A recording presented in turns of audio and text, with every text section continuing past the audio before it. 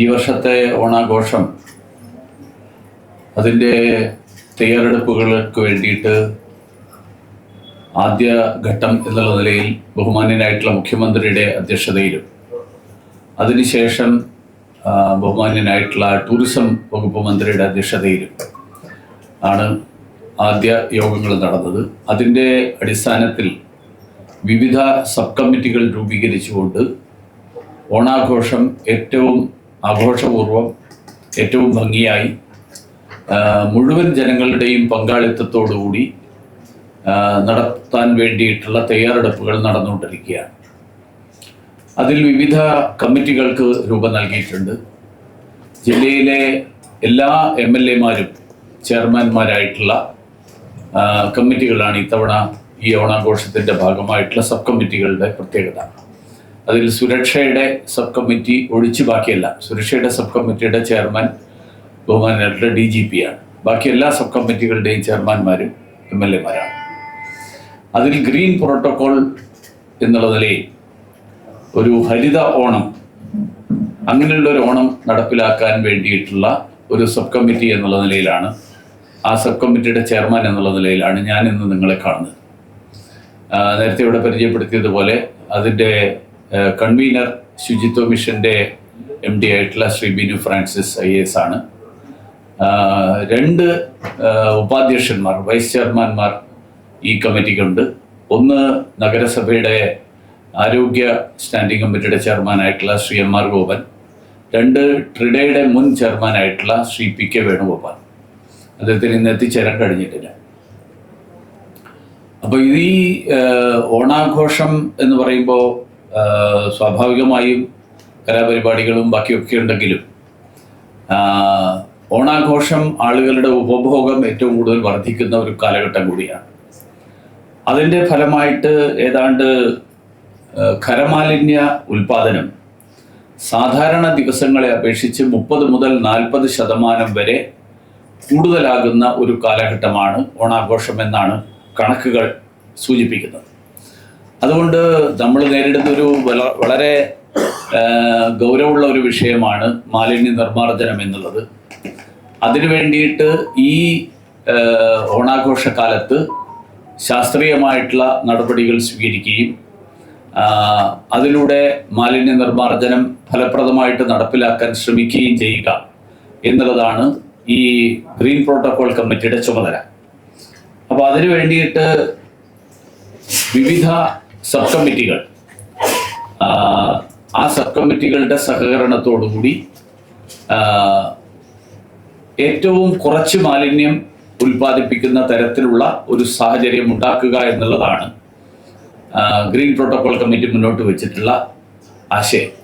പ്രത്യേകിച്ച് ഒറ്റത്തവണ ഉപയോഗിക്കുന്ന പ്ലാസ്റ്റിക്, തെർമോക്കോൾ, അതുപോലെ നിരോധിതമായിട്ടുള്ള ഡിസ്പോസിബിൾ ഉൽപ്പന്നങ്ങൾ, പ്ലാസ്റ്റിക് ക്യാരി ബാഗുകൾ, ഇതൊക്കെ ഒഴിവാക്കിക്കൊണ്ട് അതോടൊപ്പം സ്ഥിരമായിട്ട് ഉപയോഗിക്കാൻ കഴിയുന്ന വീണ്ടും പുനരുപയോഗം സാധ്യമാകുന്ന വസ്തുക്കൾ അത് കൂടുതൽ ഉപയോഗിക്കുന്ന തരത്തിലുള്ള പരിപാടികൾക്ക് നേതൃത്വം നൽകുക, അത് ആസൂത്രണം ചെയ്യുക എന്നുള്ളതാണ് നമ്മൾ ഈ ഓണാഘോഷത്തിൻ്റെ ഭാഗമായിട്ട് മുന്നോട്ട് വെക്കുന്ന ആശയം. അതുപോലെ ജൈവം, അജൈവം, സാനിറ്ററി, പ്രത്യേക മാലിന്യങ്ങൾ, ഇങ്ങനെ തിരിച്ചുകൊണ്ട് ഉറവിടത്തിൽ തന്നെ തരംതിരിക്കാൻ കഴിയുന്ന തരത്തിലുള്ള ഒരു സംസ്കാരം വളർത്തിയെടുക്കാൻ വേണ്ടിയിട്ടുള്ള ഒരു ശ്രമം കൂടി നടത്തണം എന്നാണ് ഞങ്ങൾ ആലോചിക്കുന്നത്. അതിന് തദ്ദേശ സ്വയംഭരണ സ്ഥാപനങ്ങളുടെയും ഹരിതകർമ്മസേനയുടെയും ഒക്കെ സേവനം പരമാവധി പ്രയോജനപ്പെടുത്തിക്കൊണ്ട്, കാരണം ഇത്തരത്തിലുള്ള കാര്യങ്ങൾ നടപ്പിലാകണമെങ്കിൽ ഒരു കമ്മിറ്റി തീരുമാനമെടുത്തത് കൊണ്ട് ഇതെല്ലാം നടപ്പിലാവില്ല എന്ന് നമുക്ക് എല്ലാവർക്കും അറിയാം. നടപ്പിലാകണമെങ്കിൽ അതത് പ്രദേശത്തുള്ള ജനങ്ങൾ, ആ ജനങ്ങളുടെ ഇടയിൽ പ്രവർത്തിക്കുന്ന വിവിധ സാമൂഹ്യ സന്നദ്ധ സംഘടനകൾ, റെസിഡൻസ് അസോസിയേഷൻ ഉൾപ്പെടെയുള്ള സംഘടനകൾ, അപ്പോൾ ഇങ്ങനെയുള്ള സംഘടനകളുടെ എല്ലാവരുടെയും പങ്കാളിത്തം ആവശ്യമാണ്.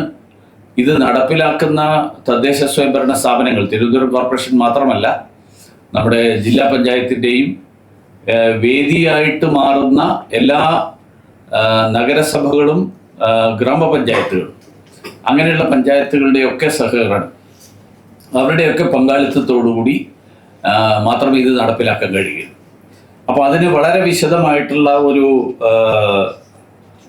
ഒരു ഗൈഡ് ലൈൻ, ഒരു പ്രോട്ടോകോൾ, ആ പ്രോട്ടോകോൾ തയ്യാറാക്കിയിട്ടുണ്ട്. മുൻ വർഷങ്ങളിലുള്ളതാണ്, ഇതൊരു ആദ്യത്തെ സംഭവമൊന്നുമല്ല, ഇതിനു മുൻപും ഉണ്ടായിട്ടുള്ളതാണ്.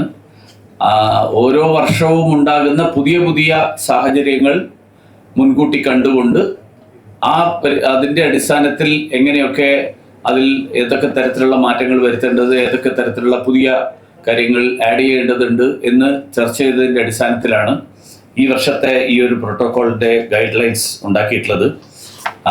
പ്രധാനമായിട്ടും 4-5 കമ്മിറ്റികൾ: procession committee, food festival committee, trade fair committee, infrastructure committee, അതുപോലെ മീഡിയ ആൻഡ് പബ്ലിസിറ്റി കമ്മിറ്റി. ഈ കമ്മിറ്റികളുടെ കൂടി സജീവമായിട്ടുള്ള പങ്കാളിത്തം, ആ സജീവമായിട്ടുള്ള പങ്കാളിത്തത്തോടു കൂടിയാണ് ഈ ഗ്രീൻ പ്രോട്ടോകോൾ നടപ്പിലാക്കാൻ വേണ്ടിയിട്ട് ശ്രമിക്കാൻ ഞങ്ങൾ ആഗ്രഹിക്കുന്നത്. ഇതിൻ്റെ ഒരു പബ്ലിസിറ്റി, ഒരു ജനങ്ങളുടെ ഇടയിൽ ഇത് വ്യാപകമായിട്ട് ഇതിന് ഒരു പ്രചാരം കിട്ടാൻ വേണ്ടിയിട്ട് ഒരു ലോഗോയും ഒരു ടാഗ് ലൈനും, അങ്ങനെ ഒരു ലോഗോയും ടാഗ് ലൈനും ഉണ്ടാകണം എന്നുള്ളൊരു ആശയം ഞങ്ങളുടെ കമ്മിറ്റിയിൽ ഉണ്ടായിട്ടുണ്ട്. അതനുസരിച്ചിട്ടുള്ള തീരുമാനം ഉണ്ടായിട്ടുണ്ട്. അപ്പോൾ ഹരിത ഓണം 2026 എന്നുള്ള ആശയത്തെ എങ്ങനെ ഒരു ടാഗ് ലൈനിലൂടെയും ലോഗോയിലൂടെയും ജനങ്ങളുടെ ഇടയിൽ എത്തിക്കാൻ കഴിയും എന്നുള്ളതിന് നിർദ്ദേശങ്ങളും അതോടൊപ്പം ലോഗോയുടെയും കാര്യത്തിലുള്ള ഒരു മത്സരം, അങ്ങനെ ഒരു മത്സരം സംഘടിപ്പിക്കാനാണ് ഈ കമ്മിറ്റി തീരുമാനിച്ചിട്ടുള്ളത്. 5000 രൂപയും പ്രശസ്തി പത്രവും ആണ് ഇതിൽ സമ്മാനമായിട്ട് നിശ്ചയിച്ചിട്ടുള്ളത്. അപ്പോൾ അതിൽ ഓണത്തിൻ്റെ പാരമ്പര്യവും കേരളത്തിൻ്റെ സാംസ്കാരിക സ്വത്വവും പ്രതിഫലിക്കുന്ന പരിസ്ഥിതി സൗഹൃദ ഓണാഘോഷം എന്നുള്ള ആശയം വ്യക്തമാക്കുന്ന, അതോടൊപ്പം മാലിന്യം കുറയ്ക്കൽ, പ്ലാസ്റ്റിക് രഹിത ഓണം, ശുചിത്വം എന്നുള്ള ആശയങ്ങൾ മുന്നോട്ട് വയ്ക്കുന്ന, റെഡ്യൂസ്, റീയൂസ്, റീസൈക്കിൾ എന്നുള്ള സുസ്ഥിര വികസനത്തിൻ്റെയും മാലിന്യ നിർമ്മാർജ്ജനത്തിൻ്റെയും ആഗോളതലത്തിലുള്ള ആശയം, ആ ആശയത്തെ കൂടി പ്രതിഫലിപ്പിക്കുന്ന തരത്തിലുള്ള ഒരു ലോഗോ, അങ്ങനെയുള്ള ഒരു ടാഗ് ലൈൻ, ഇതാണ് നമ്മൾ മത്സരത്തിൻ്റെ ഒരു ഇതായിട്ട് പറഞ്ഞിരിക്കുന്നത്. ബാക്കി ടെക്നിക്കലായിട്ടുള്ള കാര്യങ്ങളുണ്ട്. അതിൻ്റെ ഡിസൈൻ എങ്ങനെയുള്ളതായിരിക്കണം, അതിൻ്റെ കളറ് പല കളറുകളിൽ ഉപയോഗിക്കാൻ കഴിയുന്നതായിരിക്കണം, ചെറുതാണെങ്കിലും വലുതാണെങ്കിലും പറ്റണം. അപ്പോൾ ഇങ്ങനെയുള്ള കാര്യങ്ങളൊക്കെ വെച്ചുകൊണ്ട് ഞങ്ങൾ ഓൾറെഡി ഇത് പബ്ലിഷ് ചെയ്തിട്ടുണ്ട്. നിങ്ങൾക്ക് എല്ലാവർക്കും പ്രസ് റിലീസായിട്ട് 2-3 ദിവസങ്ങൾക്ക് മുൻപ് തന്നെ തന്നിരുന്നു. 31-ാം തീയതിക്കകം നമുക്കിതിൻ്റെ ലോഗോ കിട്ടാനുള്ള, ഈ മത്സരത്തിന് എൻട്രികൾ അയക്കാനുള്ള അവസാന തീയതിയായിട്ടാണ് നമ്മൾ പ്രഖ്യാപിച്ചിട്ടുള്ളത്. അതനുസരിച്ചിട്ട് അത് സെലക്ട് ചെയ്ത് ഐഡൻറ്റിഫൈ ചെയ്തതിന് ശേഷം അതെല്ലാ സ്ഥലങ്ങളിലും എല്ലാ പ്രചരണ പ്രവർത്തനങ്ങളിലും അത് ഉപയോഗിക്കുക എന്നുള്ളതാണ് ഉദ്ദേശിച്ചിട്ടുള്ളത്.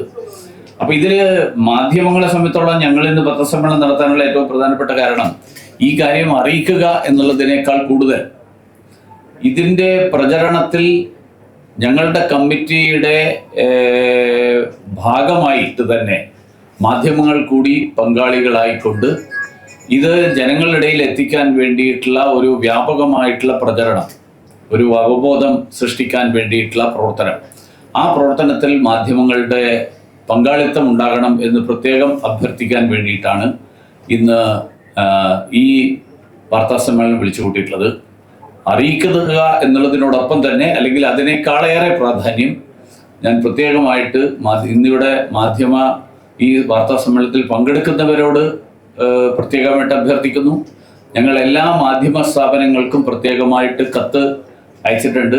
അതിൽ സീനിയർ ആയിട്ടുള്ള, അല്ലെങ്കിൽ ബ്യൂറോ ചീഫ്, അല്ലെങ്കിൽ അവിടുത്തെ യൂണിറ്റ് ചീഫ്, അങ്ങനെയുള്ള ആളുകൾക്ക് ഞങ്ങൾ പ്രത്യേകം എഴുതുന്നുണ്ട്. ഓരോ മാധ്യമത്തിൻ്റെയും ഭാഗത്തു നിന്ന് ഈ കാര്യം നടപ്പിലാകാൻ വേണ്ടിയിട്ട് ഒരു പ്രത്യേകമായിട്ടുള്ള ഒരു താല്പര്യം എല്ലാ മാധ്യമങ്ങളുടെ ഭാഗത്തു നിന്നും ഉണ്ടാകണം എന്ന് പ്രത്യേകമായിട്ട് അഭ്യർത്ഥിക്കുകയാണ്. കാരണം നമുക്കറിയാം, ഈ ഘോഷയാത്ര നടന്നു കഴിഞ്ഞ് അതിനുശേഷം നമ്മുടെ നഗരം മുഴുവൻ ഉപയോഗിച്ച പ്ലാസ്റ്റിക് കുപ്പികളും അതുപോലെയുള്ള മാലിന്യങ്ങളും ഒക്കെ ആയിട്ട് നിറഞ്ഞു നിൽക്കുന്ന ഒരു സ്ഥിതി, ആ സ്ഥിതി നമുക്ക് തിരുവനന്തപുരത്തിൻ്റെ സ്നേഹിക്കുന്ന ആർക്കും ഭൂഷണമായിട്ടുള്ളൊരു കാര്യമല്ല. അപ്പം അങ്ങനെ ഒരു സാഹചര്യം ഉണ്ടാകാതിരിക്കാൻ വേണ്ടിയിട്ട് എല്ലാവരുടെയും ഒരുമിച്ചുള്ള ഒരു കൂട്ടായിട്ടുള്ള പരിശ്രമം, ആ പരിശ്രമം ആവശ്യമാണ്. അതുകൊണ്ടാണ് ഇന്നത്തെ ഈ പത്രസമ്മേളനത്തിൻ്റെ പ്രത്യേകമായിട്ടുള്ള പ്രാധാന്യം ഞാൻ ഊന്നി പറയാൻ ആഗ്രഹിക്കുന്നത്. അപ്പോൾ അതുകൊണ്ട് ഇതാണ് ഇന്നത്തെ പത്രസമ്മേളനത്തിൻ്റെ പ്രധാനപ്പെട്ട ഉദ്ദേശം. ബാക്കി വിശദാംശങ്ങൾ നോട്ട് എല്ലാവർക്കും സർക്കുലേറ്റ് ചെയ്യുന്നുണ്ടാവും. നമ്മൾ വളരെ വിശദമായിട്ട് ഞാനത് മുഴുവൻ വായിക്കാനോ അല്ലെങ്കിൽ അത് മുഴുവൻ വിശദീകരിക്കേണ്ട ആവശ്യമില്ല, നിങ്ങൾക്ക് എല്ലാവർക്കും അറിയുന്ന കാര്യങ്ങളാണ്.